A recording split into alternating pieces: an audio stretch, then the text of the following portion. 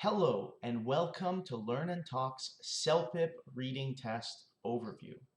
I'm going to go over the test with you and give you some useful tips. Okay, first let's talk about the overall. As you can see, the test is made up of 4 parts and they're all about 10 minutes with a little bit more time for part 4. An important thing to know is that your time does not carry over to the next part. So you'll want to use your whole time to make sure that you're right. Now, usually this isn't an issue because it does take about 10 minutes to get through each of these, but just so you know, you're not going to gain an advantage by getting through part 1 in 5 minutes, okay? So let's talk about some overall strategies first.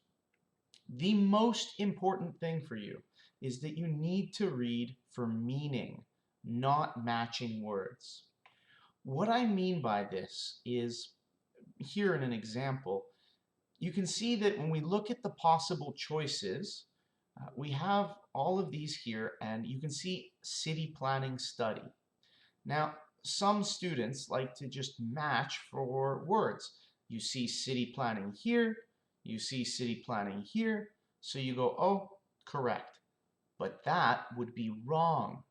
In this example here, city planning is not the correct answer because it's not a city planning study, it's city planning officials. So it's a different meaning.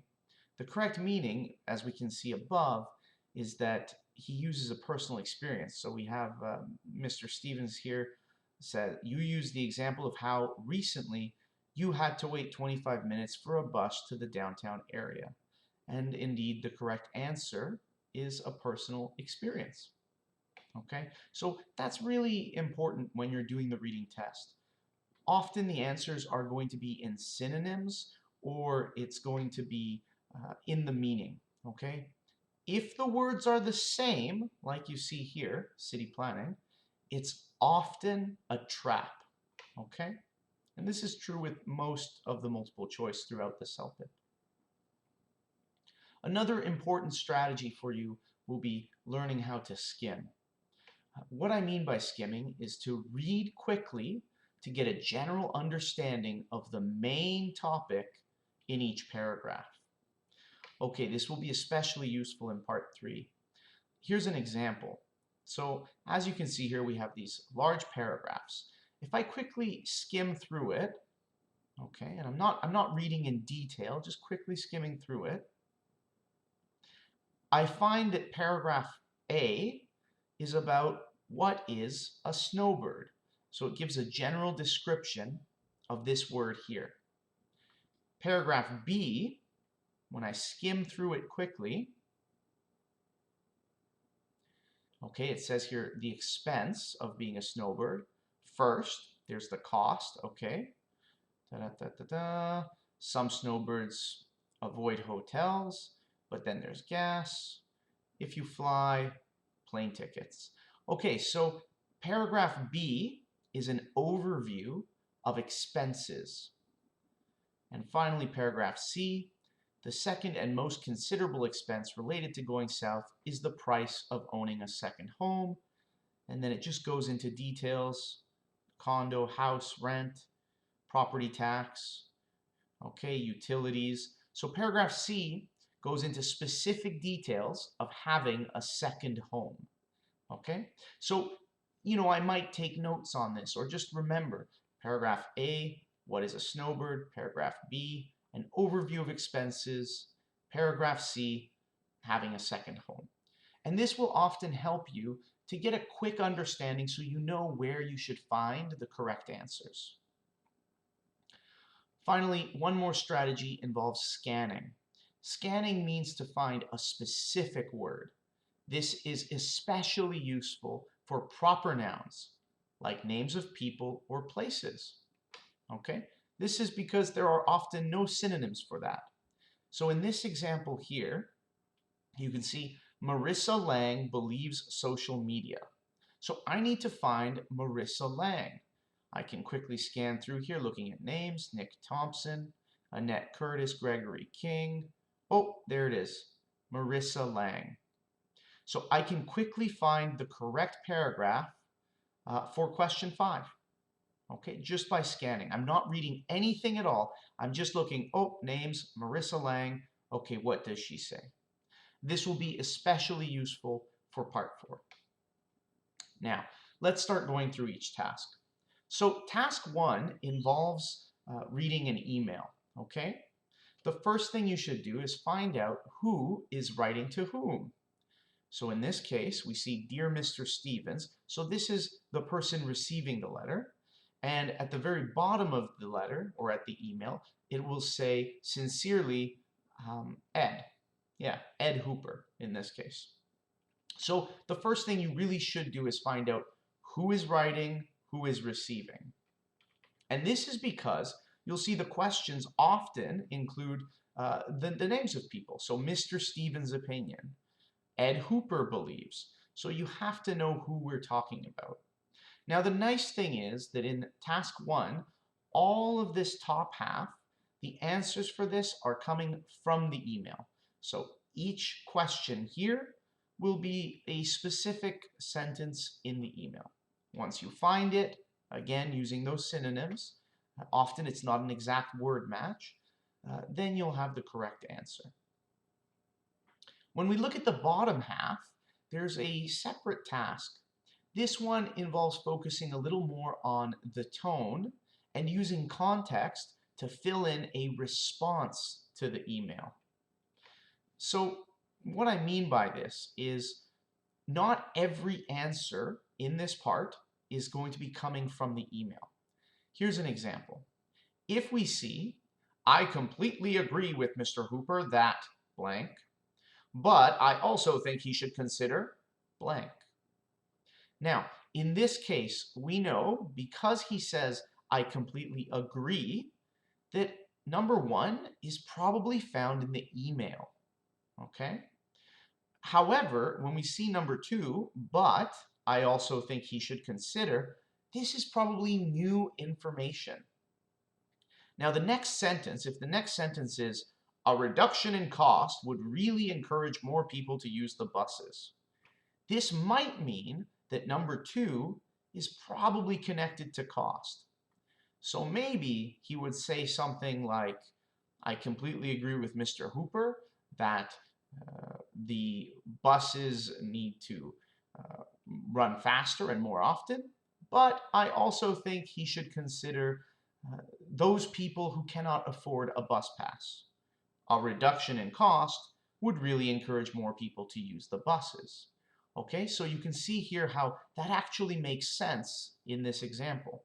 That if we see the following sentence after this blank space talking about cost, this is probably about cost. And that's kind of the process you need to use for the second half of task 1, using the context and the tone and a lot of these transition words to figure out the correct answer. Okay, let's take a look at task 2. Now, task 2 always involves a short email, and it's always about some website or brochure, usually with several different classes or choices like that. So often something that can be useful is starting with the to and the from. Sometimes the email address gives you important information about the relationship between the two. Then you'll want to go through and read for it. The top half is always about matching information from the classes, from the slides. It's usually quite specific, and you need to read everything in here. So for example, it says here, if it doesn't matter to you which one, maybe we should just pick this class because we both love cooking with nuts. Now, which class out of these 4 involves cooking with nuts?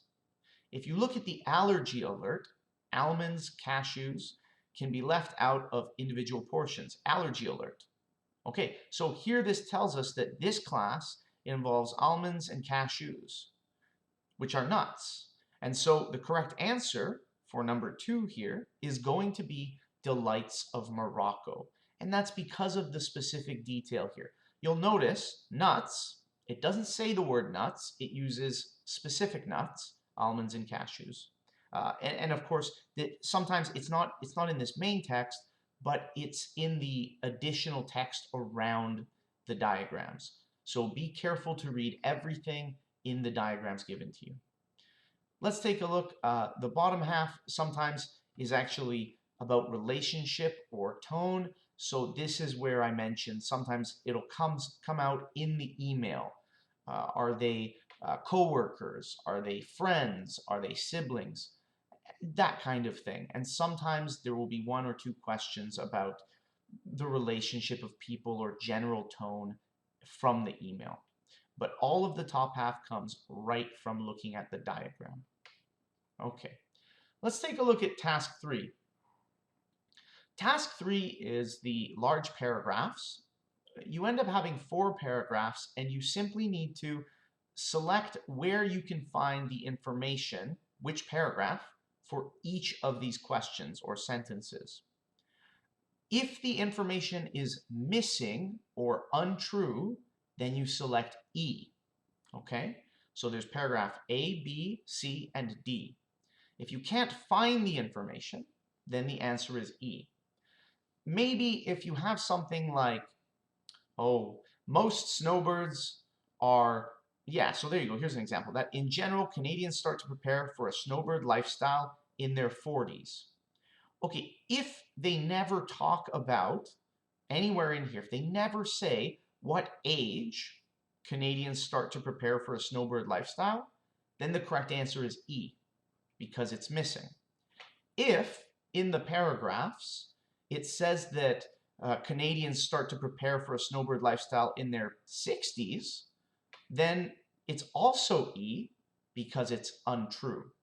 Okay, so once you know that, that can help you out with being a little more clear with some of the answers. Another strategy here involves figuring out how is the information organized. Is it time? Is it topic? So we've already looked at this snowbird one, talking about different topics. But imagine on another reading, it might be talking about, oh, I don't know, some historical element of a famous national park. If that's the case, then it might start with the park in the 1800s, then the park in the 1900s, maybe the park today, and maybe some plans for the park in the future. If that's the case, then you know paragraph A will include any information about the 1800s or the past. Paragraph B would be where you look for 1900s, and so on. So if you understand how the information is organized, that can really help you quickly find and identify, where do I find the information? Is it missing? Is it untrue? So of course, really here you'll want to use that skimming strategy we looked at. Okay, let's take a look at task 4.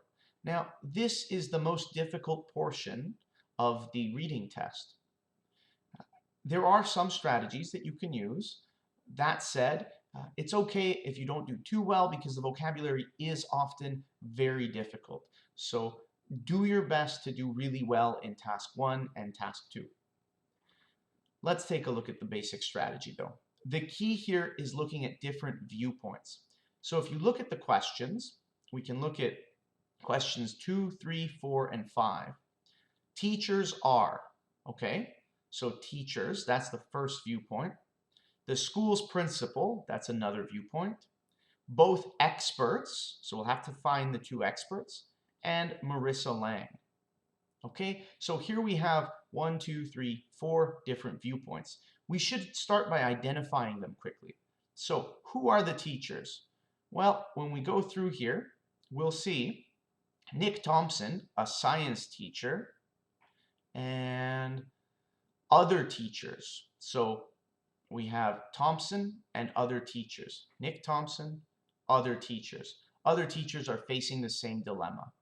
This means that both Thompson and other teachers have this same issue. Then when we look at the school's principal, we can see here Annette Curtis, the school's principal. Okay, Annette Curtis. She is the number 3 answer. So we'll have to find out the correct answer for 3 will be connected here. Then both experts. Well, who are the experts? As we look down here, we'll see Gregory King, educational researcher. Okay, so Gregory King is one of the experts.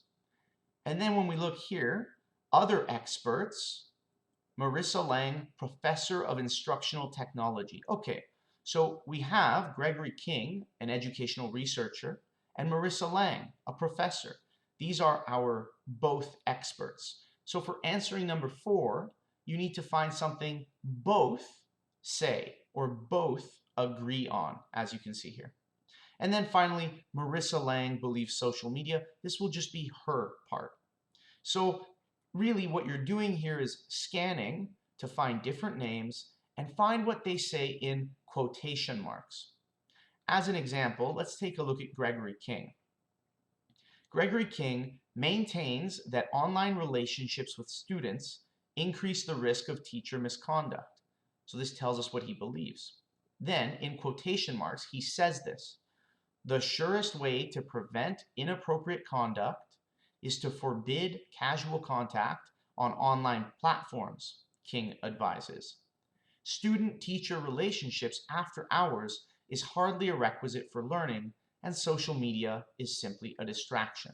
So notice that this pattern here is all connected to Gregory King. Outside of the quotation marks, it tells us what he thinks. Then, in quotation marks, what he says, there's his name again, and he continues speaking. So everything within the quotation marks is him speaking. And often the correct answer for the viewpoints is connected either around the name or specifically in the quotation marks. Then we move on to the bottom half of the 4th task, and it's very similar to task 1 from the earlier bit, where you have to find the meaning through the context. It's no longer from the letter, it's from everything around it here, okay? So one more little tip is how important these connecting words are. You need to use the context. So if a sentence says, I can see blank, for example, students can get help with their homework, then this means that whatever is here in this blank, this second half is an example of it. So students can get help with their homework. That's a good thing, right? This means that the answer for this is probably, I can see that there are some benefits to online connection with students.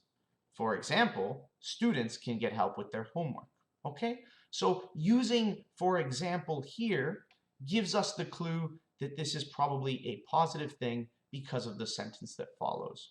So just remember, when you're doing this in task 1 and here in task 4, use the context, use the transition and connecting words. Okay, thank you so much for listening. That is the overview for the CELPIP reading test. Get lots of practice and build your vocabulary, learn the grammar, and you'll do really well. If you have any questions, please ask the coordinator.